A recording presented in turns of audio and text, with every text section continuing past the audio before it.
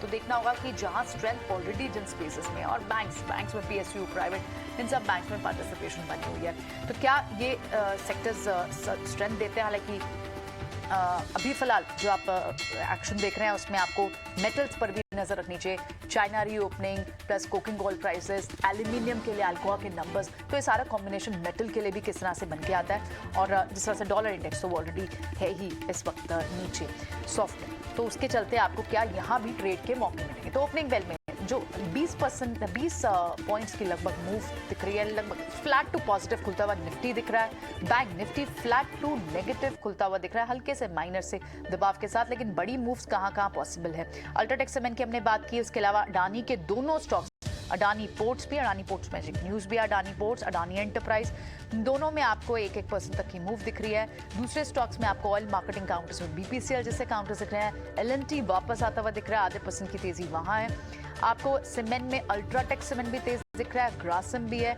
और साथ ही defensive stocks में कुछ बेट्स जैसे ब्रिटानिया जैसे काउंटर्स, उनमें मूव ऑलरेडी बनी हुई है। लेकिन at the same time draggers कहां से हैं?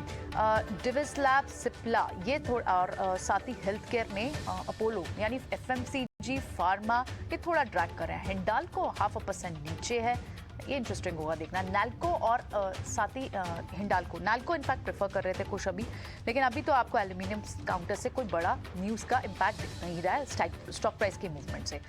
निफ्टी भी फ्लैट हुआ है और बैंक निफ्टी भी इस वक्त आपको फ्लैट दिख रहा है। एंड जो मेजर कंट्रीब्यूशन ड्रैगर्स की तरफ से है उसमें आपको एसबीआई भी नीचे दिख रहा है, नेस्ले जैसे काउंटर्स नीचे हैं, और आईटी में इन्फोसिस तो परफॉर्म नहीं कर रहा है। तो मेटल से भी अभी कोई एक्सपेक्टेशन जो थी वहां से कोई बड़ी स्ट्रेंथ दिखती हुई नहीं होती है। मिड कैप में मानसी के एक्शन है। मिड कैप इंडेक्स की शुरुआत लगातार 3 ट्रेडिंग सेशन से हम देख रहे हैं अच्छी हो रही है, और ब्रॉडर इंडेक्सेस में निफ्टी बैंक निफ्टी के मुकाबले अच्छा एक्शन भी नजर आ रहा है। अभी हमारे बिग बोल्ड ब्रोकरेज सेगमेंट में कॉनकॉर का जिक्र किया हमने, और कॉनकॉर का स्टॉक प्राइस मिड कैप में सबसे आगे इस वक्त 2% की तेजी दिखाते हुए।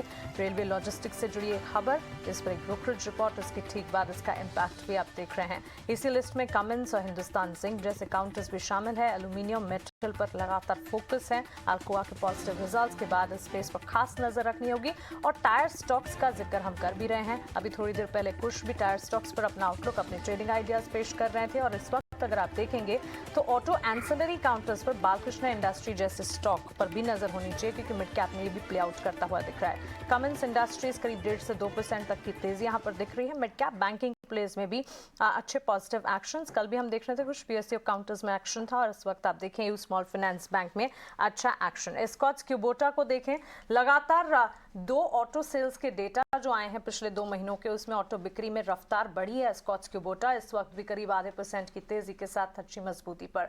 औरोबिंदो फार्मा कंपनी को यूएस एफडीए से उनकी दवाई के लिए एक अप्रूवल मिला है, इसके ठीक बाद स्टॉक मूवमेंट में था, और आज हम देख रहे हैं औरोबिंदो फार्मा में भी एक अच्छी पॉजिटिव ओपनिंग। तो क्लियरली थर्ड स्ट्रेट सेशन आ जाए जबकि mid cap small cap play out कर रहे हैं।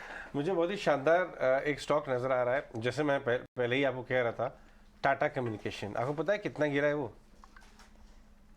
हरे निशान में, इतने धमाकेदार नंबर के बाद 1% 1.25% गेन में, जो मैंने अभी आपको बाजार खुलने के पहले कहा था, पूरी दुनिया को पता था कि खराब नंबर आने वाला है, और खराब नंबर आया। तो उसके बाद क्या होता है, कवर करते हैं शॉर्ट पोजीशंस, एग्जैक्टली वही हो रहा है। ये देखिए शॉर्ट पोजीशंस कवर होती हुई नजर आ रही हैं। जरा इंडिगो पेंट्स के चार्ट को लेके आइए।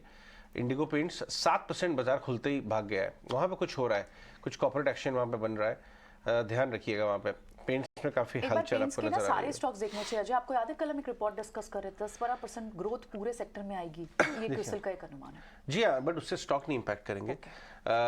वो जो है क्रिसिल का व्यू है। लेके आइए अब टाटा मोटर्स में इतनी बड़ी खबर जो आई है, उससे इंपैक्ट क्या हुआ है एक बार देखना जरूरी होगा।